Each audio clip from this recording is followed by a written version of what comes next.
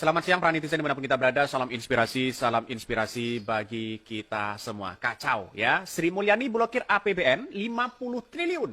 Akhirnya Airlangga akui untuk anggaran bansos. Ini gimana coba bayangkan begitu kan ya. Akhirnya ketahuan siapa yang membagikan bansos atas nama siapa begitu kan. Kok 50 triliun? Wah, ini kacau begitu. Akhirnya Pak Airlangga mengaku di situ begitu. Jadi ini bagaimana persoalan-persoalan politik hari ini kalau seperti ini terus ya kelakuan-kelakuan mereka ada apa begitu kan. Jadi artinya apa? Artinya apa yang dilakukan Pak Airlangga begitu kan. Jangan-jangan yang masuk dibagi-bagikan di depan istana itu jangan-jangan masuk ke 50 triliun atau gimana begitu kan. Tapi yang jelas adalah bahwa ya penerima-penerima bansos seperti ini banyak sekali ya yang kemudian tidak tepat sasaran. Maka muncullah spekulasi sana sini dan sebagainya. Artinya masyarakat bisa memahami 50 triliun itu ya angka yang fantastis di situ begitu. Bayangkan 50 triliun. Ini gini gimana begitu? Jangan-jangan ya kata Anies Baswedan benar juga begitu kan ya bahwa jangan lagi kemudian bansos itu dibagikan di depan istana, dibagikan di jalan, dibagikan orang-orang yang kemudian dengan etika-etika seperti itu begitu. Ini gimana coba bayangkan? Padahal kata Anies Baswedan, kalau bagi-bagi bansos sebenarnya ya sesuai dengan kebutuhan mereka, bukan kebutuhan diri pribadi mereka begitu kan.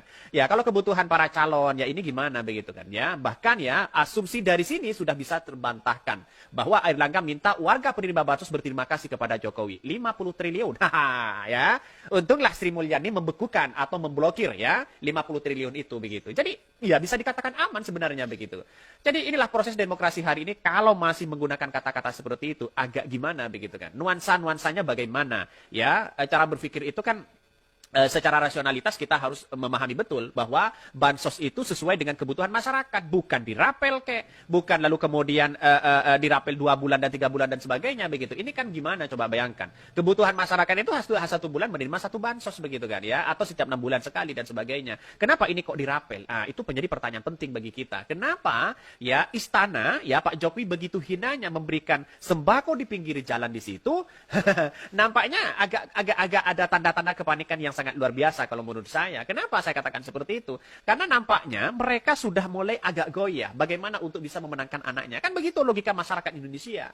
Jadi bukan ini sah-sah aja atau bagi ini bagi itu begitu kan. Kita lihat saja sebuah realitasnya, bukan soal kebutuhan pribadi untuk bisa berambisi ya atau apa dan sebagainya. Ini kan kacau ya.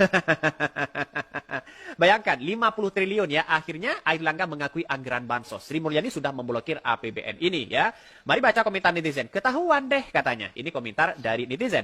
Ada yang berkomentar sangat pedas. Jokowi dan para pembantunya semakin layak untuk dibubarkan karena anggaran negara digunakan Jokowi untuk kampanye anaknya. Benarkah seperti itu? Ngeri ya, ngeri. Bansos terus. Nah, luar Jawa kagak ikutan dibagi apa? Masa banyak di Jawa ya? Kagak adil, kagak merata. Semakin yakin bahwa Indonesia itu terdiri di 5 pulau besar. Jawa, pulang aja deh katanya.